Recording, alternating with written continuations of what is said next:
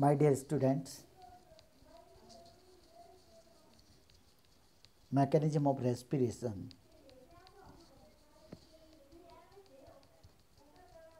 Animal physiology, paper first for BSc third year.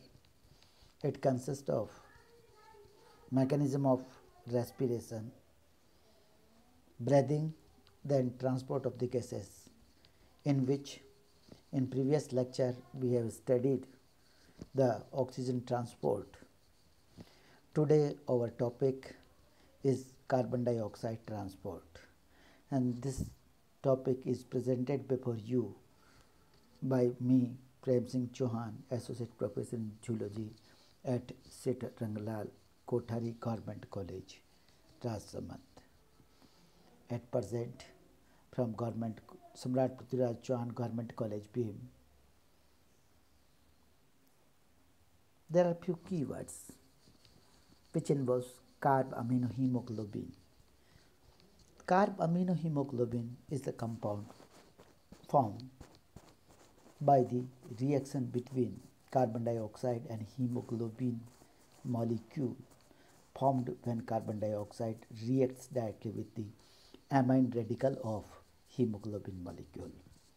Carbonic acid is another compound, and this is formed when dissolved carbon dioxide in the blood reacts with water.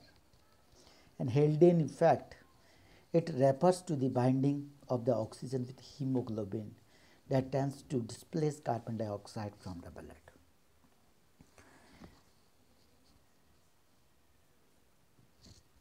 In the body tissue cells, oxygen reacts with various foodstuffs to form large quantities of the carbon dioxide.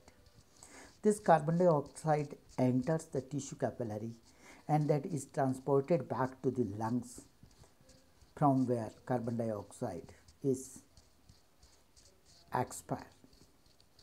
Like oxygen also combined with the chemical substances in the blood that increases the carbon dioxide transport up to 15 to 20 folds. The purpose of this chapter is to present the quantitatively as qualitatively the physical and chemical principles of the carbon dioxide transport in the blood and the tissue plates. Transport of carbon dioxide in the blood. Transport of carbon dioxide by the blood is not nearly as problematic as transport of the oxygen. Is because even in the most abnormal conditions, carbon dioxide can usually be transported in far greater quantities than can oxygen. However, the amount of carbon dioxide in the blood has a lot to do with the acid-base balance of the body fluids. Under normal resting condition, an average of 4 ml of the CO2 is transported from the tissue to the lungs in each 100 ml of the blood. Chemical forms in which carbon dioxide is transported are represented in this slide. These are the forms in which carbon dioxide has been transported by the blood to the tissues. First is in the dissolved form of the carbon dioxide in the plasma is 7%. In carb amino hemoglobin and bind with the plasma proteins carries 23% of the carbon dioxide transportation.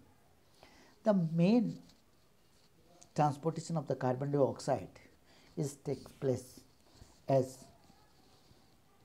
bicarbonate ions SO3 minus, which imparts 70% portion of the carbon dioxide transportation. To begin the process of carbon dioxide transport, CO2 diffuses out in the tissue cells in the dissolved molecular carbon dioxide forms. On entering the tissue capillaries, the carbon dioxide initiates a host of almost instantaneous physical and chemical reactions, which are shown in this slide. Transport of carbon dioxide in the dissolved state. A small portion of carbon dioxide is transported in the dissolved state to the lungs, Recall that PCO2 of the venous blood is 45 mmHg and that of arterial blood is 40 mmHg. The amount of carbon dioxide dissolved in the fluid of the blood at 45 mmHg is about 2.7 milliliter per deciliter. It means 2.7 volume percent. The amount of dissolved at 40 mmHg is about 2.4 ml per deciliter. It means 2.4 volume percent. This is the difference of 0.3 ml. Therefore, only about 0.3 ml of the carbon dioxide is transported in the dissolved form by each 100 ml of the blood. This is about 7% of all carbon dioxide normally transported. The second important forms in which carbon dioxide is transported is bicarbonate ions. The reaction of the carbon dioxide with the water in the red blood cells is enhanced by the effect of carbonic anhydrase. The dissolved carbon dioxide in the blood reacts with water to form carbonic acid. This reaction would occur much too slowly to be of importance were it not for the fact that inside the red blood cells is a protein enzyme called carbonic anhydrase, which catalyzes the reaction between the carbon dioxide and water and accelerates its reaction rate about 5000 folds. Therefore, instead of requiring many seconds or the minutes to occur, it is true in the plasma the reaction occurs so rapidly in red blood cells that it reaches almost completely equilibrium within a small fraction of a second. This phenomenon so allows tremendous amount of carbon dioxide to react with the red blood cells water and even before the blood leaves the tissue capillary. Dissociation of the carbonic acid into the bicarbonate and hydrogen ions is another fraction of the second. The carbonic acid formed in the red blood cells H2CO3 dissociates into hydrogen and bicarbonate ions H plus and HCO3 minus. Most of the H plus ions then combine with the hemoglobin in the red blood cells because the hemoglobin protein is a powerful acid-base buffer. In turn, many of the HCO3 minus ions diffuses from the red blood cells into the plasma, while chloride ions diffuse into the red blood cells to take their place. This diffusion is made possible by the presence of a special bicarbonate chloride carrier proteins in the red blood cells membrane and that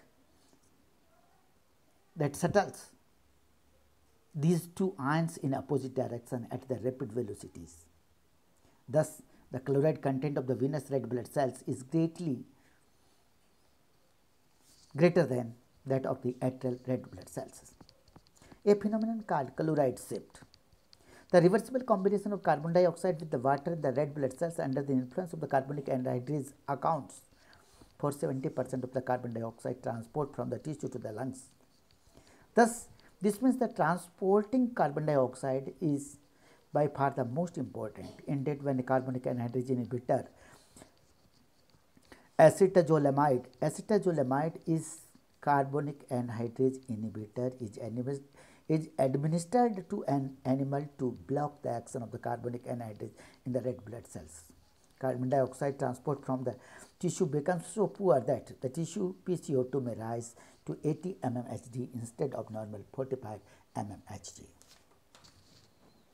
Transport of carbon dioxide in the combination with the hemoglobin and plasma proteins, carb-aminohemoglobins, which imparts 23% portion of the carbon dioxide transport.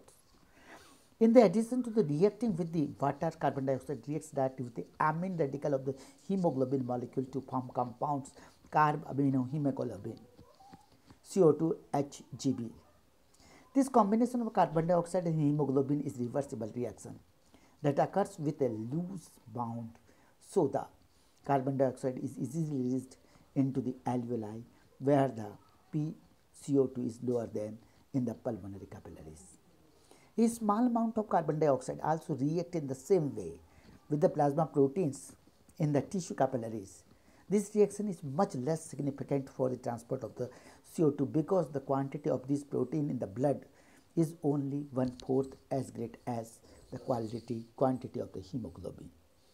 The quantity of the carbon dioxide that can be carried from the peripheral tissues to the lungs by carb amino combination with hemoglobin and plasma protein is about 30% of the total quantity transported. That is normally about 1.5 ml of the CO2 in each 100 ml of the blood. However, because this reaction is much slower than the reaction of the carbon dioxide with the water inside the red blood cell, it is doubtful that under normal conditions this carb amino mechanism transport more than 20% of the total CO2.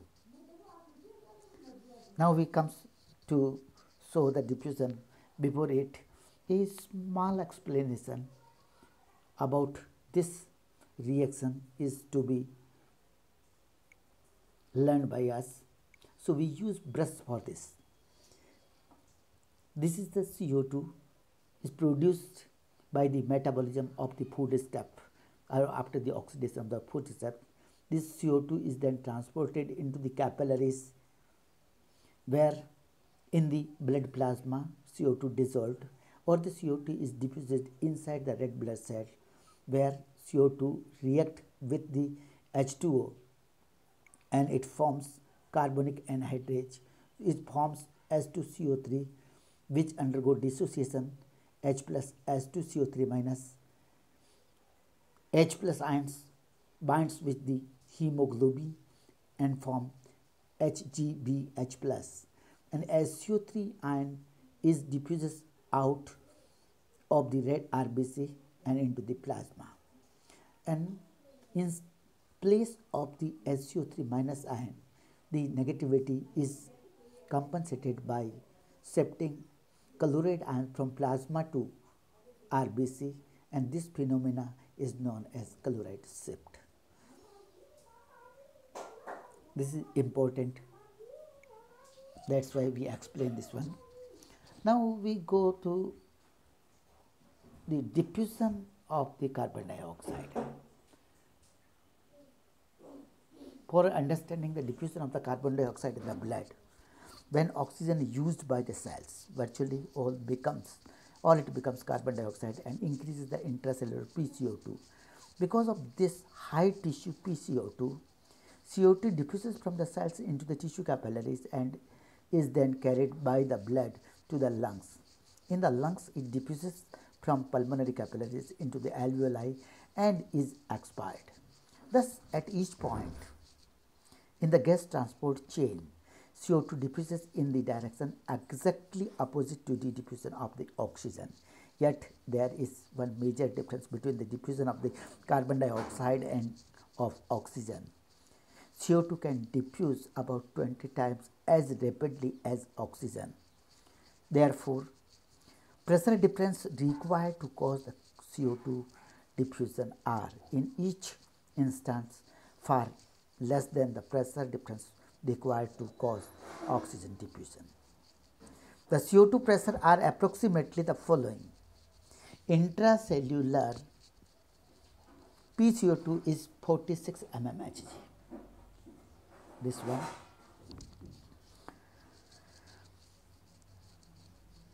PCO2 45 mmHg, thus there is only a 1 mmHg pressure difference as shown here.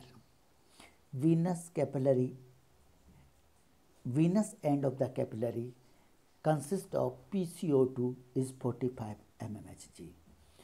Intracellular as well as capillary PCO2 difference between the cellular PCO2 46 mmHg minus 45 is equal to 1 mmHg. This is minor difference which enables CO2 to diffuse from intracellular fluids to the pulmonary capillary, so to the capillaries, atrial capillaries. Next one, the PCO2 in the atrial blood entering the tissue is 40 mmHg. PCO2 of the venous blood is 45 mmHg. Leaving the tissues, the 45 mmHg, thus shown the tissue capillary blood comes almost exactly to the equilibrium with the interstitial PCO2 of the 45 mmHg. This has been expressed here. Intracellular or interstitial fluids having PCO2 is 45 mmHg, and venous blood also having the PCO2 is 45 mmHg. This is state of equilibrium. The PCO2 of the blood entering the pulmonary capillary at the atrial end is 45 mmHg, and PCO2 of the alveolar air is 40 mmHg. Thus, only a difference of 5 mmHg pressure difference cause all the required CO2 diffusion out of the pulmonary capillaries into the alveoli. Furthermore, of the pulmonary capillaries, blood falls to almost exactly equal the alveolar PCO2 of the 40 mmHg before it has passed more than about one-third the distance through the capillaries. This is the same effect that was observed earlier for the oxygen diffusion, except that it is in the opposite direction. Effect of the rate of the tissue metabolism and tissue blood flow on interstitial PCO2. Tissue capillary blood flow the tissue metabolism affect the PCO2 in the ways exactly opposite to their effects on the tissue PO2. First, a decrease in the blood flow from the normal point A to point B. This has been explained by this diagram. No, this one not.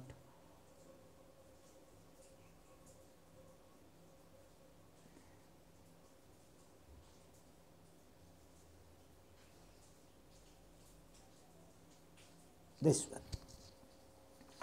A decrease in the blood flow from normal point A to point B. At the point A to 1/4 normal point B increases peripheral tissue PCO2 from normal value of 45 mmHg at 45 mmHg of PCO2 at point A to an elevated level of 60 mmHg at point P PCO2. Conversely, the increasing the blood flow to the 6 times normal point C.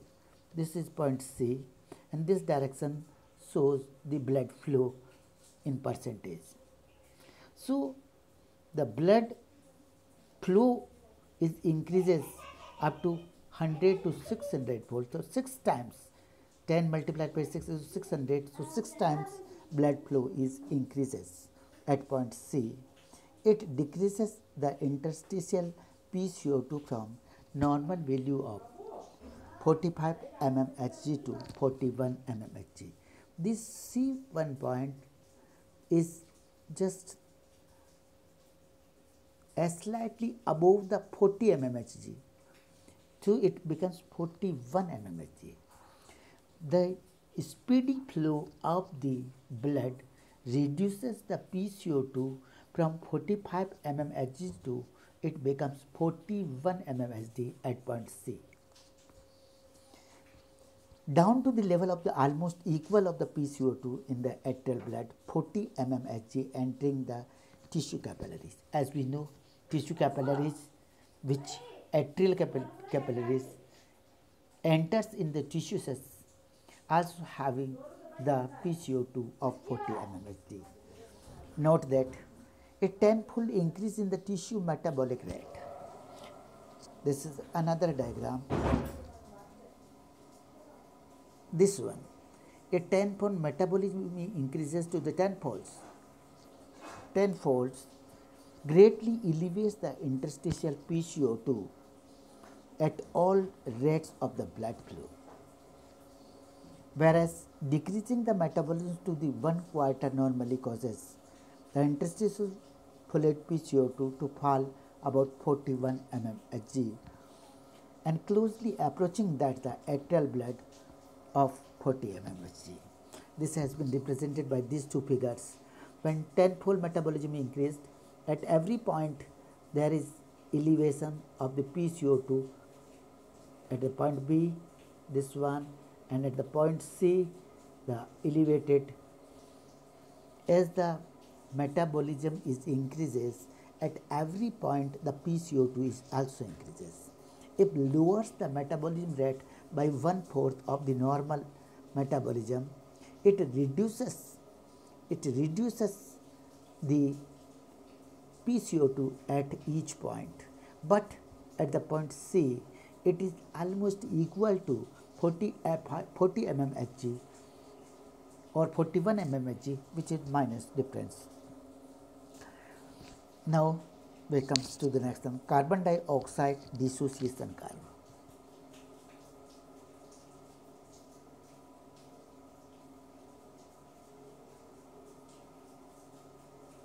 This is carbon dioxide dissociation curve.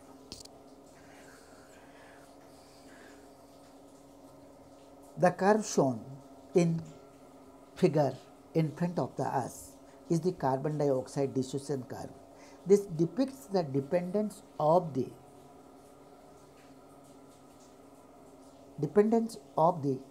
total blood CO2, all its form on PCO2. This is the volume percentage of the carbon dioxide in the blood, volume percentage in the carbon dioxide, or gas pressure of the carbon dioxide in mmHg. So I repeat it once again. The carbon dioxide dissociation curve depicts the dependence of the total blood CO2 in this direction in its form on the PCO2 on this direction. Note that the normal blood PCO2 ranges between a narrow range of 40 to 45. 40 to 45, this is narrow range of the difference of PCO2. As we know,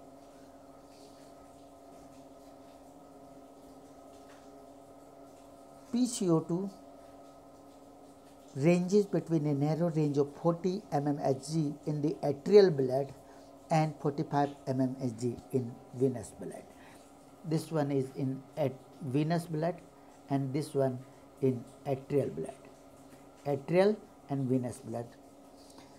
Note also that the normal concentration of the CO2 in the blood in all its different forms is almost 50 volume %. This range expresses the concentration of the CO2 50 volume % in this range. But only 4 volume % of this is exchanged during the normal transportation of the CO2 from tissue to the lungs. That is, concentration rise to about 52 volume %. 52 volume %. This one is 52 volume %, and this one is 48 volume %. This difference of 52 minus 48 is equal to 4 volume %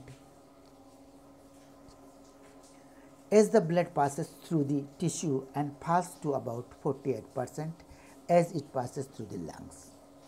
When oxygen binds with the hemoglobin, carbon dioxide is released, and this effect of binding of the oxygen with the hemoglobin releases more carbon dioxide. This effect is known as Haldane effect to increase the carbon dioxide transport. Earlier in this chapter, we pointed out that the increase in the CO2 in the blood, oxygen to be displaced from the hemoglobin, this is the Bohr effect. Haldane effect is just inverse to the Bohr's effect, where binding of the carbon dioxide with the blood releases the oxygen. So this effect is known as Bohr's effect, and binding of oxygen with the blood releases the carbon dioxide is known as Haldane effect.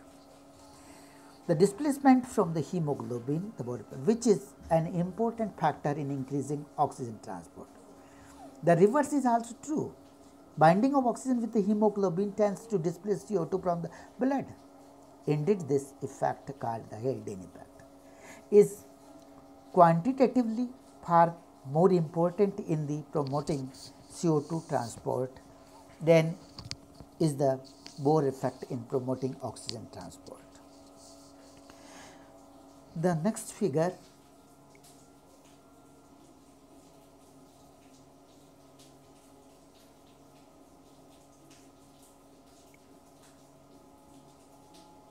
this slide expresses the quantitatively the significance of Haldane effect on the transport of the CO2 from tissue to the lungs. This figure shows a small portion of the two CO2 dissociation curves. These are the two carbon dioxide dissociation curve, 1 and 2 dissociation. When PO2 is 100 mmHg,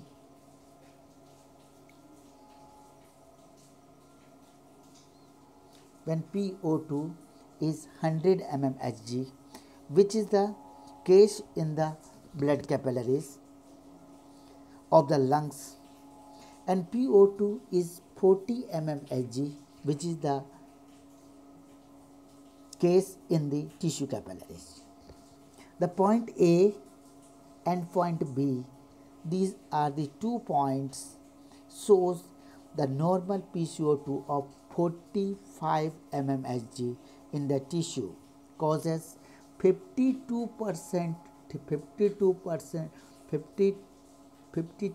volume percent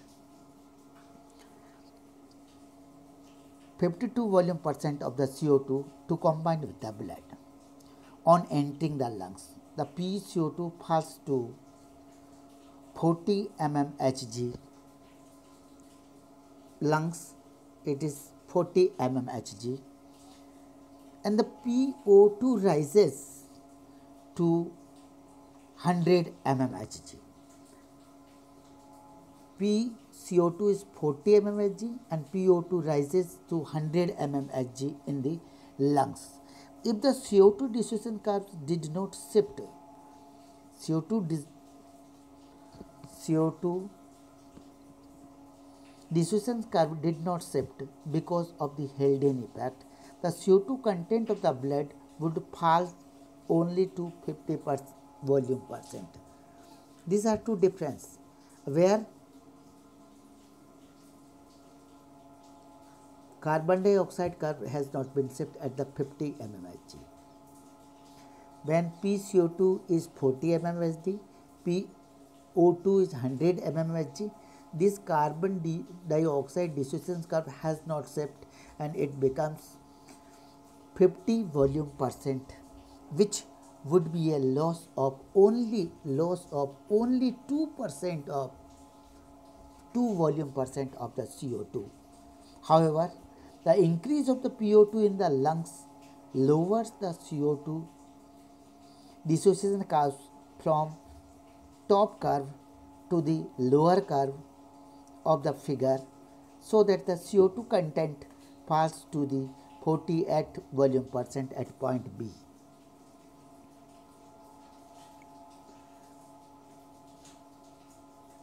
This is 45, so this is 48 volume percent of the CO2 and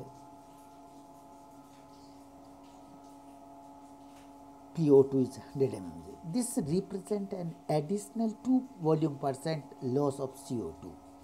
Thus, the Haldane effect approximately doubles the amount of the CO2 releases from the blood in the lungs and approximately doubles the pickup of the CO2 in the tissue cells. Changes in the blood acidity during the carbon dioxide transport. Carbonic acid formed when CO2 enters the blood in the peripheral tissues decreases the blood pH.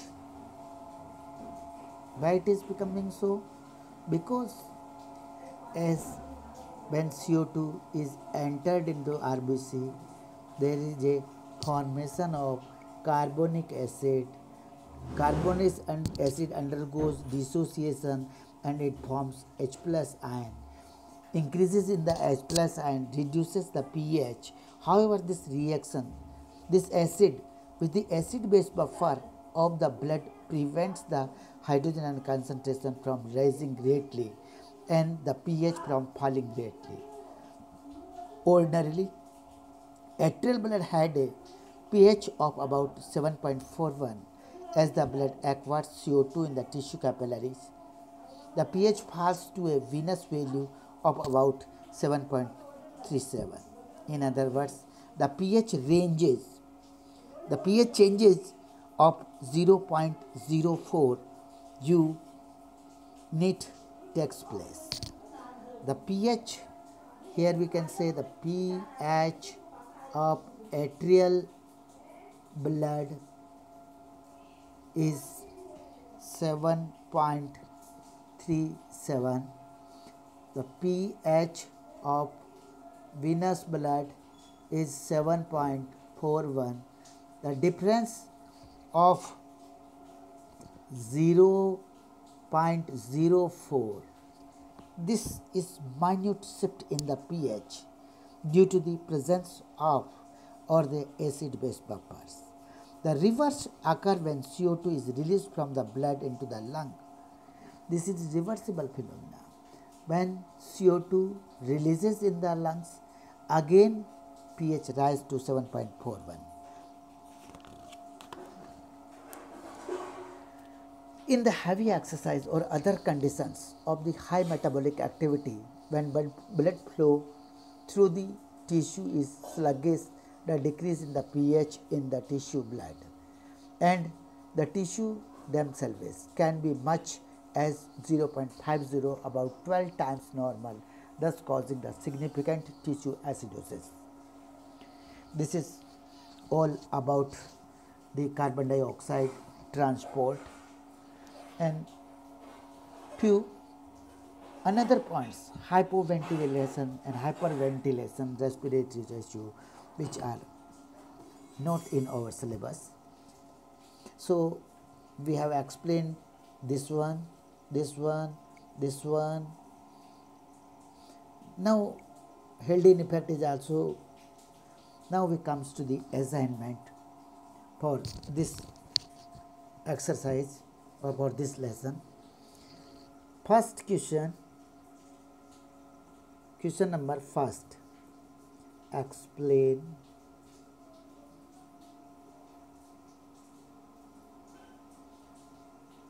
CO2 transport.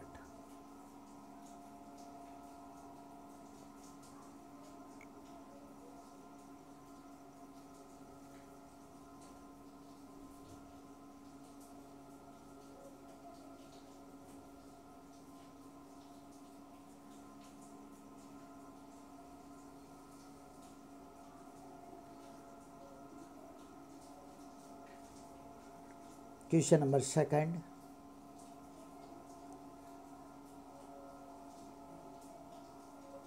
What is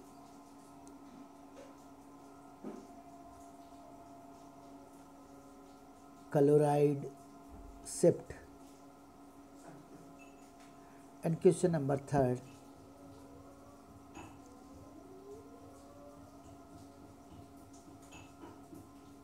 Explain Haldane effect. These are three questions have been put forwarded to you, so you can easily solve this question. Thank you for watching this video. Have a good day. We hope that this video becomes useful for you.